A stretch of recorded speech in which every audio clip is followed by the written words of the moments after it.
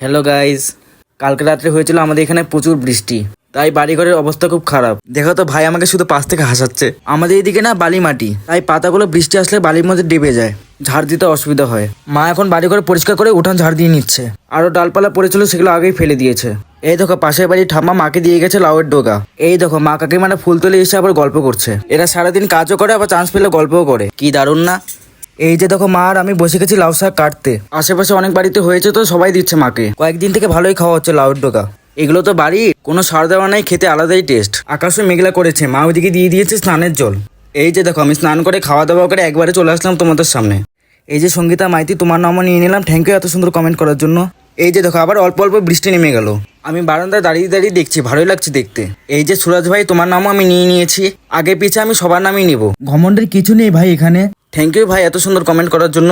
আর sorry আমি যদি তোমাকে দুঃখ দিয়ে থাকি। এদিকে দেখো বৃষ্টি আসাতে আমাদের গাছগুলো চকাচক হয়ে গেছে। আজকে আর মাকে কষ্ট করে জল দিতে হয়নি। এই যে পূর্ণিমা, তোমার নামও নিয়ে নিলাম, থ্যাংক ইউ এত সুন্দর কমেন্ট করার জন্য। দেখো বৃষ্টি আসাতে না ঠান্ডা লাগছে, তাই ফুল হাতা এই মোটা গেঞ্জিটা পরে নিলাম। এটা রেখে দিয়েছিলাম, আবার বের করলাম আজকে।